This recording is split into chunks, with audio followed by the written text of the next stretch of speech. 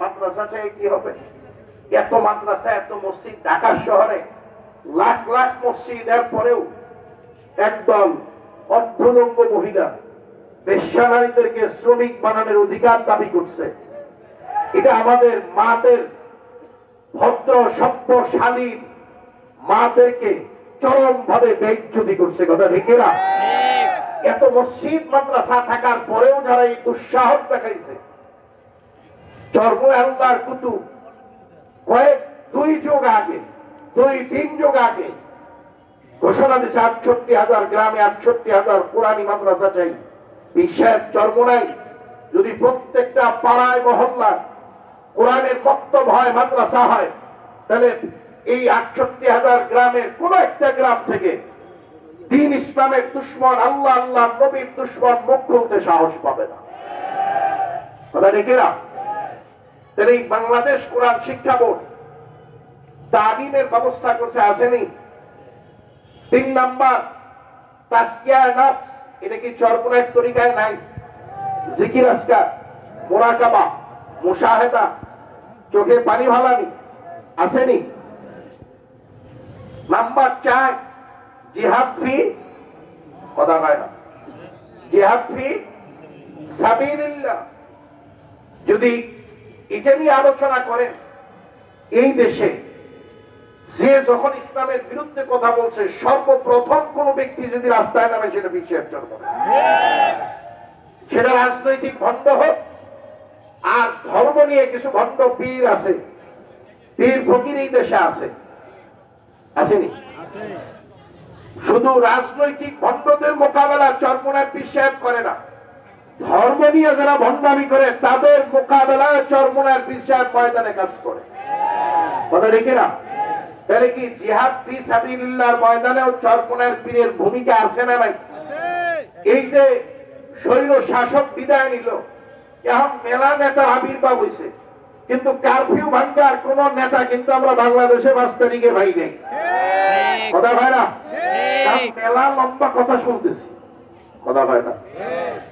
আবু সাইদের পক্ষে নরবিচার বলে প্রশাসন যারা গুলি করছে তাদেরকে নরবিচার বলে হুঙ্কার দেওয়ার মতো পীর সাহেব চরমোনাইর বিকল্প কোন নেতা কিন্তু আমরা ওই দিনে পাই নাই। কথা ঠিক না?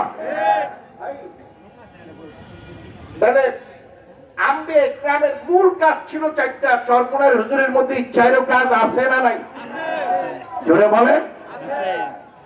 সমালোচনা করা সহজ, বেনবাজিরে টান দিয়ে আল্লাহর পায়ের সামনে দাঁড় করায় দেওয়া কঠিন। সমালোচনা চার দোকানে করা সহজ, কিন্তু দাড়ি চাষনেওয়ালাকে দাড়ি রাখায় দেওয়া বড় কঠিন। কথা দেখে না? সমালোচনা করা সহজ, বন্দুকের নলের মুখে বুক পাইতে দেওয়া বড় কঠিন। আমি আলোচনা লম্বা করব না। এই ৪টা কাজ কি চরমোনাইর হুজুরের মধ্যে আছে? যদি থাকে তাহলে ডান বাম না করে মুরিদ হওয়ার দরকার নাই। এদেশে ইসলামকে বিজয়ী আদর্শ হিসেবে দেখার জন্য আমরা কি চরমোনাইর হুজুরের হাতকে শক্তিশালী করতে পারি না? ১ মিনিট একটা জবাব দিবেন। এই লাইনে ৩ জন মানুষ বসা, ৩ জনই নেতা। ওনার কাছে যখন যাই, ওনার গায়ে ঠিক হলো হিন্দু হিন্দু গন্ধ, হিন্দুস্তান হিন্দুস্তান, নব নব গন্ধ, বুঝেন নাই? ওনার কাছে গেলে খালি আমেরিকান আমেরিকান গন্ধ। আবার ওনার কাছে যখন যাই তখন মদিনা মদিনা বাসনা হয়, মদিনার গ্রাম পাওয়া যায়। নেতা ৩ জন, একজনের শরীর দিয়ে গন্ধ বাইরে হিন্দুস্তানের, আরেকজন নেতাকে গ্রহণ করবেন মদিনাওয়ালা। মদিনার গ্রাম যার কাছে পাওয়া যায় তাকে গ্রহণ কে কে করবেন?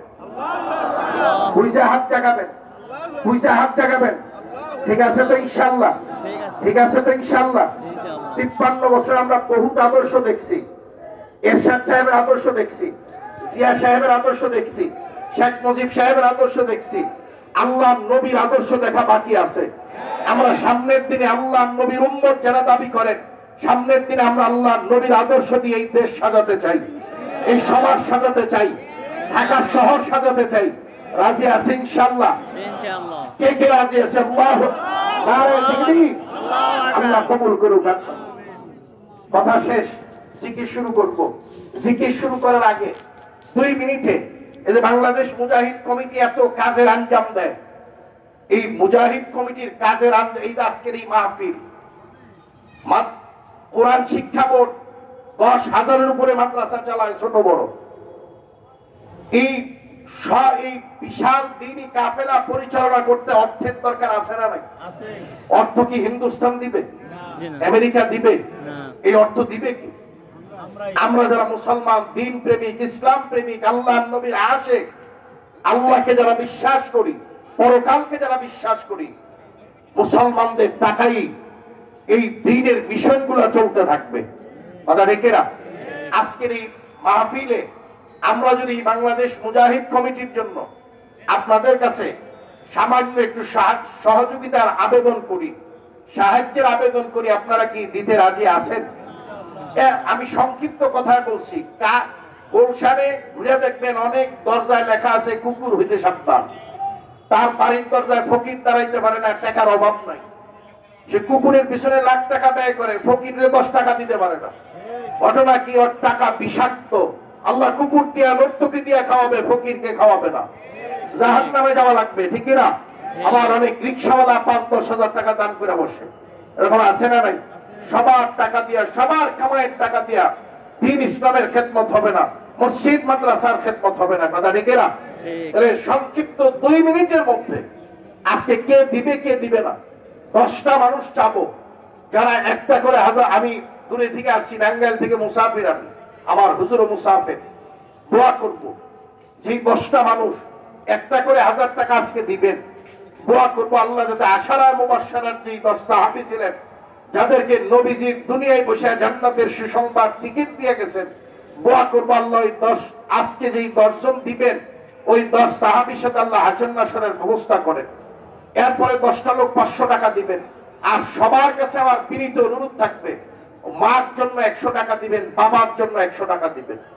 মা বাবা যদি আমার আপনার পিছনে হাজার হাজার লাখ লাখ টাকা ব্যয় করে, আমি আর আপনি 100, 200 টাকা মা বাবার জন্য দান করলে আমার মনে হয় ক্ষতি হবে না, উপকারী হবে।